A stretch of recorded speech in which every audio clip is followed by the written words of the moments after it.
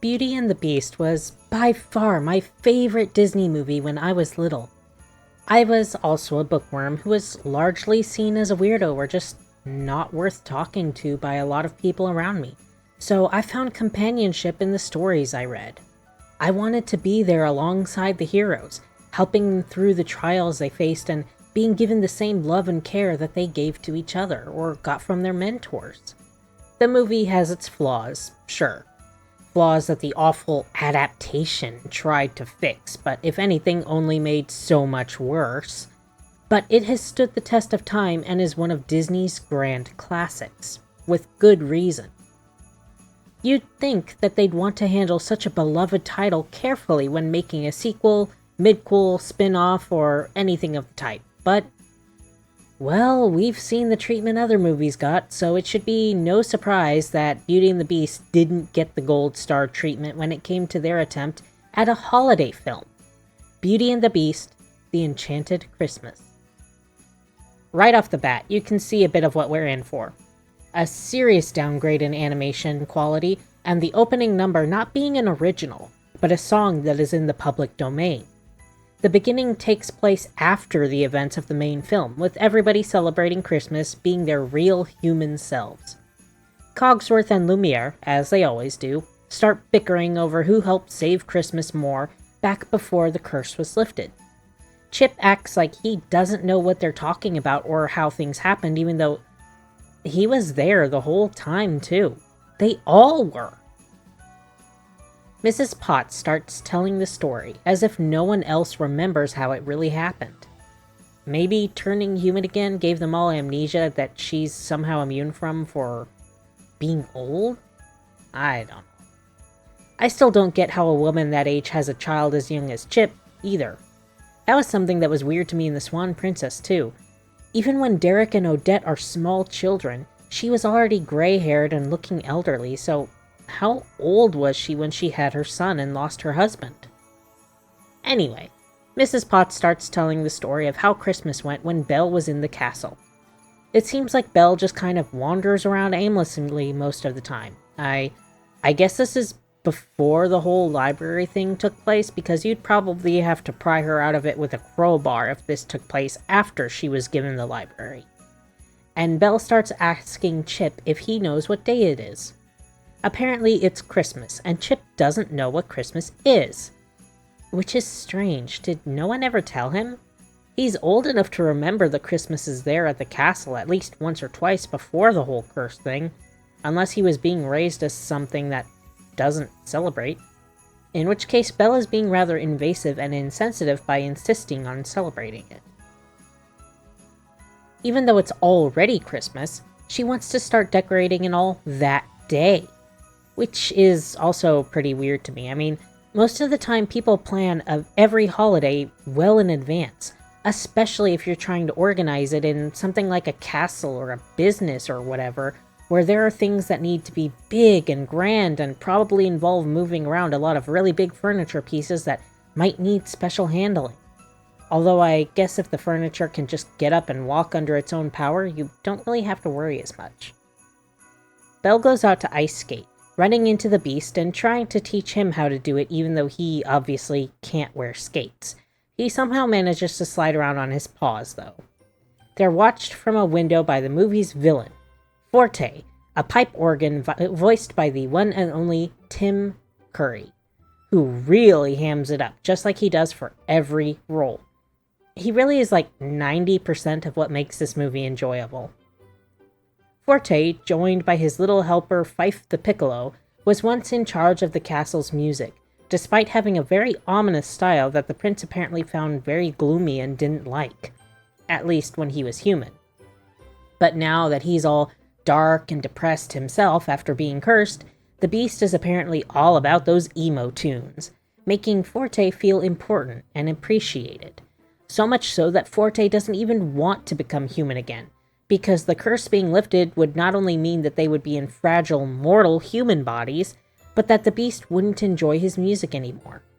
Forte wants to stay immortal and have the Beast stay a beast forever, so that he will always be needed and his music treated as important.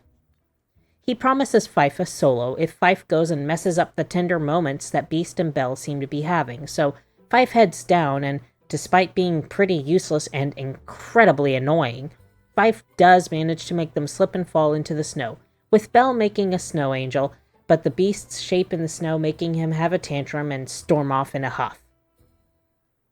Belle's character was really destroyed in this one. In the original, she's firm and stands up for herself, even when she's afraid and the Beast could snap her in half if he wanted to.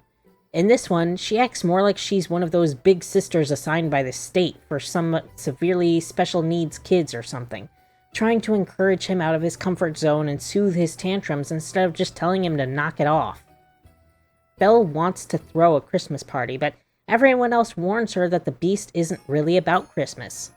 It was apparently Christmas when he was cursed, as we're shown in a flashback. Now, according to the timeline set in the original movie, they were cursed roughly 10 years ago. If the Beast is now in his early 20s, that means he was around 10 or 11 when he was cursed, unless everyone stopped aging and were just kind of frozen in time. In the flashback, he doesn't look like a 10-year-old, but he sure acts like one. A very bratty one who needs to get bent over someone's knee and taught some manners hickory switch style, but once again, no mention of his parents or what happened to them. He's referred to as a prince, not a king, so presumably they're still alive somewhere and just kind of aren't around. This could explain a lot of how he behaves. If the only people who are actually around are really below him in rank and act as his servants in basically every capacity, and nobody who could control him, like his parents or anybody higher ranked than him, is around, well, that tends to result in spoiled brats who think the world revolves around them because, in their experience, it does. Everyone around him caters to his every whim because that's literally their job. This is part of why parents making sure that their kids know there are rules and limits that can and will be enforced is important. They need to learn that they are not the center of the universe and don't matter more than anyone else does. They're important, but not more important than anyone else, and they don't deserve special treatment for existing. If they want to be more, they have to earn it. Anyway, Belle doesn't care about the Beast's trauma regarding Christmas and wants to throw a party anyway. They go to seek out the help of the castle decorator, Angelique, who is, of course, an angel ornament. She doesn't want to help, saying that the absolute drab and depressing mess the castle has turned into is no longer her problem and can't be fixed anyway.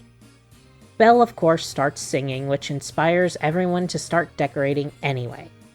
With everyone else taking over most of the decor, Belle makes it her mission to find a good tree, enlisting the help of an axe who works in the boiler room that she met when searching for a suitable Yule log. He's got a very exaggerated Yiddish accent and seems to be grumpy, but that's about all we learn of his character. All of the trees on the castle grounds are small, spindly, and just not suited to the task. Fife leads them to talk to Forte, insisting that he knows where to find a tree, and Forte tells them to look out in the forest, which, to be fair, is a pretty logical place to find a tree. Belle had promised not to leave the castle grounds and just got attacked by wolves out there, but the promise of a perfect tree entices her to leave anyway. They do actually find a good tree and have it tied to the sled as Philippe pulls them back home, for some reason ending up on a frozen pond in the process because of course. Fife followed them out and ends up startling Philippe, making him rear up and causing the ice to break. Belle, in the process of saving Chip, gets her leg tangled in the ropes of the tree and is dragged under, nearly drowning.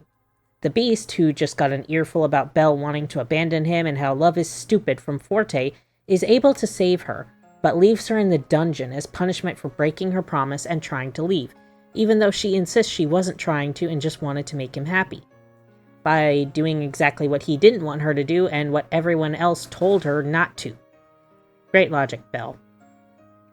The servants go to try and comfort her, including Angelique, who ends up singing with her about Christmas magic and how it's super magical. Meanwhile, Forte is getting into Beast's head again, trying to get him to destroy the rose so they can stay the way they are forever.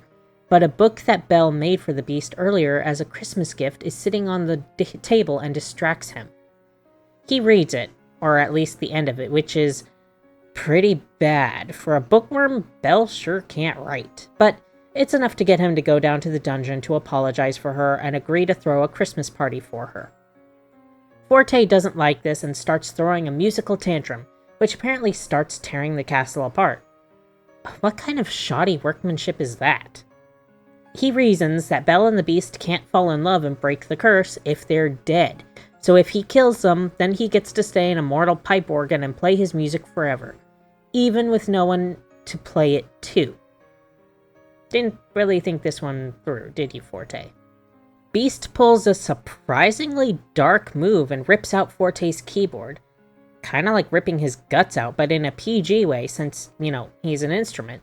And this means Forte can't play anymore. With all the damage to the castle, the bolts holding him to the wall give way, making him fall to what is presumably his death. Beast seems to feel some regret for this, but not for long because Christmas. Back in the present, Mrs. Potts concludes that it was really Belle who saved Christmas. Belle and Prince Adam enter to greet all the guests and give Chip a book as a gift. Fife is apparently the orchestra conductor now, with Belle and Adam having a moment alone where he gives her a rose. Of course. I get symbolic and all, but he couldn't have even had it be one made of crystal or metal or something? Just a regular rose plucked from the garden? Okay then. A few of the original voice actors, like Paige O'Hara, reprised their roles, with a few newcomers like Tim Curry as Forte and Bernadette Peters as Angelique. Paul Rubens played Fife, who was easily the most annoying character to me. Usually I find child characters tend to be the most annoying, but Chip was written and acted well enough to not be too intrusive or obnoxious. He played the unknowing innocent that needed guidance and was eager to jump into situations without seeing the consequences pretty well, and didn't overstay his welcome for me. Fife, on the other hand, was irritating, obnoxious, and could have been written out entirely. When the big bad's only follower is someone who is an incompetent moron, it makes the villain look less intelligent and more useless and loses a lot of their intimidation factor. Also, piccolos don't just start screeching uncontrollably if their mouthpiece comes off. That's just not a thing, and making it a plot point is just really irritating. They could have had another attack by wolves driving Philippe to run out onto the ice of the pond, or the ice just being too thin and breaking on its own. Fife was entirely unnecessary to cause the problems he did, and just made everyone else look more stupid for falling victim to his nonsense. I loved some of the outfits they had in this movie, the dress Belle wore at the end in particular, but overall, it was not great.